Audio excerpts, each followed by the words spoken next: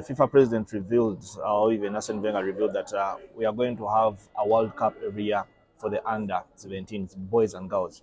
First of all, for football development in a place like Africa and Uganda in particular, how important is this?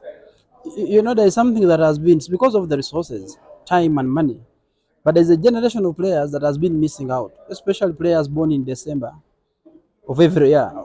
They end up missing because they're too old for the previous age category and too young for the next one. So it's a kind of whole generation which is lost. It becomes a curse, like they had started calling it in some countries, to be born in December, because the kid is not any different from the one born in January if you look at it. But the one of January qualifies, and then after 2 years, this one would be either too old or too young for the age category. So I believe it's a good thing. The young players should get an opportunity, and you never know which generation the stars are going to emerge from. What does this mean to Uganda, a country that has put a lot of emphasis on football development at that level? You know, the frustrating thing about youth football is that you have players and they have no competition they are playing. It becomes frustrating, unlike the senior team that has a number of competitions where they're involved in club. But the young players, you finish the competition and you'll wait for 2 years before another competition comes by. Now that cannot be development. So for us, it's a good thing that we have put our energy into youth football, and it's just very important that we have the competitions where the kids keep playing. So for me, it comes with a cost. Definitely, our budgets are going to be affected because it means our matches per year. We've been playing about 25 international matches a year as Uganda. Maybe they're going to end up being maybe 30 or so, and this comes with an extra budget, but it's good for the development.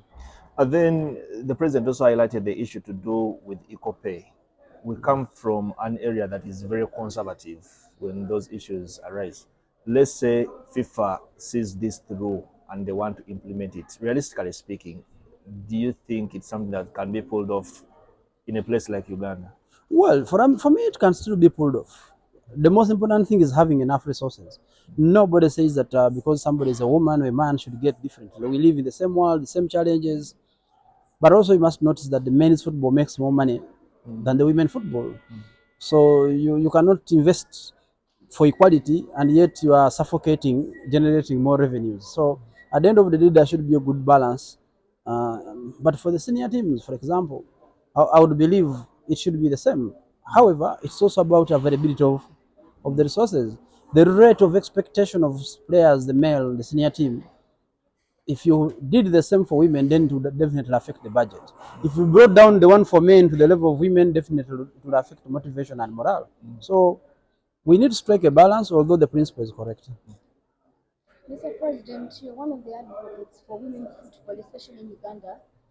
Considering the fact that today FIFA is up for the women's game, especially developing it and managing to see that the women as well are covered.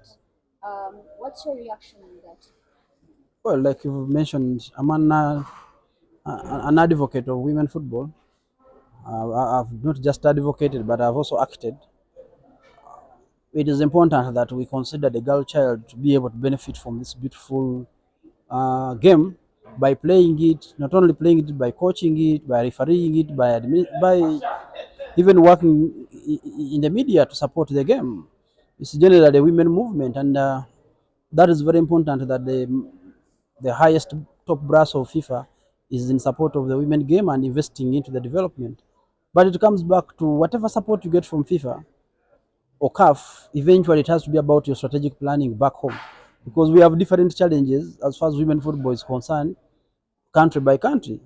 So I think that we have taken the right path to be able to take the game.